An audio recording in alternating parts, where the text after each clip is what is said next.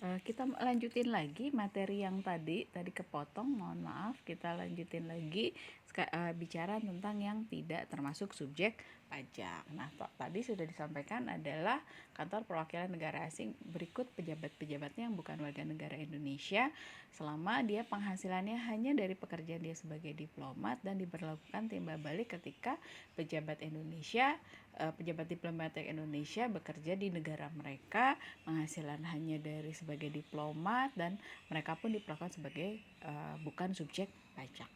Tapi jika misalnya ada pejabat diplomatik dari suatu negara yang bekerja di Indonesia, warga negara asing, tapi dia selain dapat penghasilan sebagai diplomat, dia juga dapat penghasilan lain dari Indonesia. Misal, dia membeli barang-barang Indonesia untuk kemudian dia jual lagi di negaranya, maka otomatis bukan subjek pajaknya menjadi gugur. Kenapa? Karena dia punya penghasilan dari Indonesia selain penghasilan dia sebagai diplomat.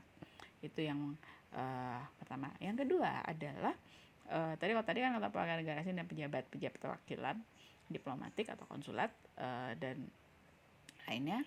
Kemudian yang kedua adalah organisasi internasional yang ditetapkan oleh keputusan Menteri Keuangan dengan syarat di mana Indonesia itu menjadi anggota organisasi tersebut, kemudian tidak menjalankan usaha atau kegiatan lain untuk memperoleh penghasilan dari Indonesia selain pemberian pinjaman kepada pemerintah yang berasal dari iuran para anggota. Organisasi internasional tuh ada daftarnya, nggak terlalu banyak. Contohnya adalah PBB, kemudian ASEAN, terus organisasi-organisasi internasional yang di dalam PBB, misalnya apa?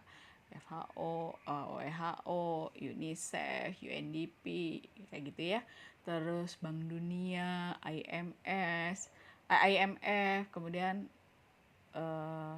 ada juga beberapa organisasi yang lain ya, yang tapi nggak banyak, daftarnya tuh nggak terlalu banyak, itu organisasi-organisasi itu yang ada di daftar di menteri tadi yang merupakan bukan subjek pajak.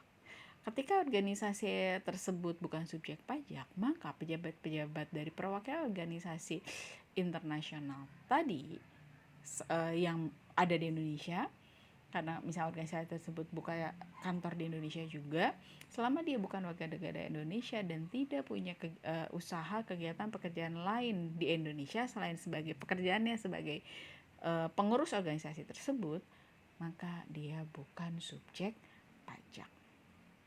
Ya.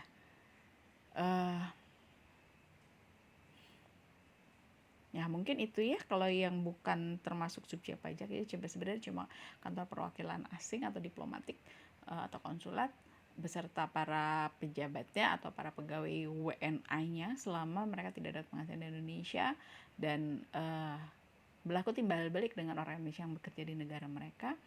Kemudian juga perwakilan